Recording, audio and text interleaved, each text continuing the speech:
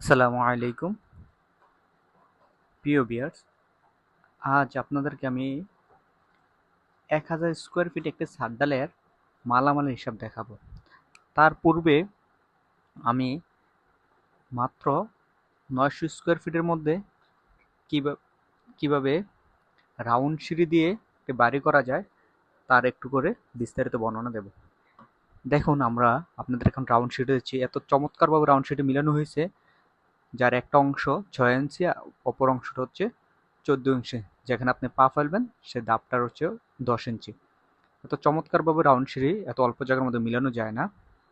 তাছাড়া এটা সবচেয়ে বড় বৈশিষ্ট্য ছিল যে এগুলোতে পুরো একটি আস্থা রড করে ব্যবহার করা হয়েছে, যেখানে অন্য অন্য রাউন্ড সিঁড়িতে কাটা রড ব্যবহার করা হয়, এখানে পুরো আস্থা রড ব্যবহার করা হয়েছে। যাক, এটার জন্য অভিজ্ঞ মিস্ত্রি ছিল, ওনাকে ধন্যবাদ জানাই। আর এইটাতে 900 স্কোয়ার ফিটের বেডরুম ছিল 3টি, ওয়াশরুম ছিল 2টি, কিচেন ছিল 1টি, আর ড্রয়িং ছিল 1টি, ডাইনিং ছিল হচ্ছে আমাদের রাউন্ড সিঁড়ির মধ্যে ডাইনিং ছিল, কারণ রাউন্ড সিঁড়ি আমরা ইচ্ছে করে একটু বড় করে দিয়েছিলাম। ভিউয়ার্স, যাক কথা না বাড়িয়ে আমি আপনাদেরকে এখন দেখাবো যে 1000 স্কোয়ার ফিট ছাদ ডালে কি পরিমাণ মালামাল লাগে। আমরা হচ্ছে ছাদ ডালের যে গ্রেডটা ধরছি সেটা হচ্ছে M15 গ্রেড ধরছি, যার রেশিওর পরিমাণ দ্বারা হচ্ছে 1:4, অর্থাৎ 1:2:4 রেশিওতে 1000 স্কোয়ার ফিট ছাদ ডালাইয়ে টোটাল 5 ইঞ্চি ডালাই যদি করি আমরা ছাদটা, তাহলে আমাদের ভলিউমটা আসবে হচ্ছে 420 স্কোয়ার ফিট। ভিজা মশলা থেকে আমরা যদি শুকনো মশলাতে নেই তাহলে হচ্ছে আমরা 1.5 দ্বারা গুণ করলে 630 সিএফটি পাই। তো 630 সিএফটি যদি আমরা 1:2:4 রেশিও দ্বারা ভাগ করি তাহলে পাবো হচ্ছে 90 সিএফটি। এখানে সিমেন্টের এক ব্যাগ সিমেন্ট হয়ে হচ্ছে 1.25 সিএফটি।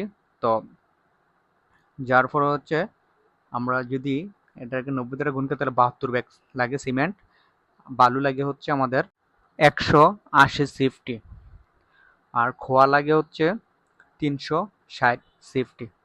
যদি আমরা এটা ইটে নেই তাহলে হচ্ছে 11টা করে গুণ দিয়ে তাহলে আমরা হচ্ছে 3960টা ইট লাগবে। প্রিয় ভিউয়ার্স, এই ছিল হচ্ছে আমাদের 1000 স্কোয়ার ফিট একটা ছাদ ঢালাইয়ের মালামাল হিসাব। আপনারা যারা ড্রয়িং ডিজাইন করতে চান অথবা বাড়ি বিষয়ে কোনো ধরনের পরামর্শ নিতে চান তাহলে স্ক্রিনে দেওয়া নাম্বার আমাদের সাথে যোগাযোগ করবেন। আমরা সমগ্র বাংলাদেশে ড্রয়িং ডিজাইন দিয়ে থাকি এবং অভিজ্ঞ ইঞ্জিনিয়ার দ্বারা আমরা প্রত্যেকটা সাইট মনিটরিং করে থাকি। প্রিয় ভিউয়ার্স, ছাদ ঢালাইয়ের ক্ষেত্রে আপনার কিছু বিষয় খেয়াল রাখতে হবে, যেমন আপনার খোয়াগোলা ভালো করে পরিষ্কার আছে কিনা, ছাদ ভালো করে পরিষ্কার কিনা, শাটারিংগুলো ঠিক মতো আছে কিনা, পানির ব্যবস্থা আছে কিনা। ছাদ ঢালাইয়ের দিন বিশেষ করে যে রেশিওটা দিচ্ছে এই রেশিওটার পরিমাণ সে সবগুলো ঠিকমতো দিচ্ছে কিনা এটা সবচেয়ে বেশি গুরুত্বপূর্ণ বিষয় রাখবেন। কারণ ওনারা চাবে হচ্ছে, কাজের লোকরা চাবে হচ্ছে যেন তাড়াতাড়ি চলে যাওয়ার জন্য। তো এই ক্ষেত্রে আপনি হচ্ছে একটা লোক যদি দাঁড় করে রাখেন, সে যদি জাস্ট শুধু দেখবে যে এক ব্যাগ সিমেন্টের সাথে হ্যাঁ কি পরিমাণ সিলেকশন, কি পরিমাণ বালু, কি পরিমাণ খোয়া দিচ্ছে, যদি আপনি এগুলো খেয়াল রাখতে পারেন তাহলে আপনার ছাদ ঢালাই একুরেট ভাবে আসবে।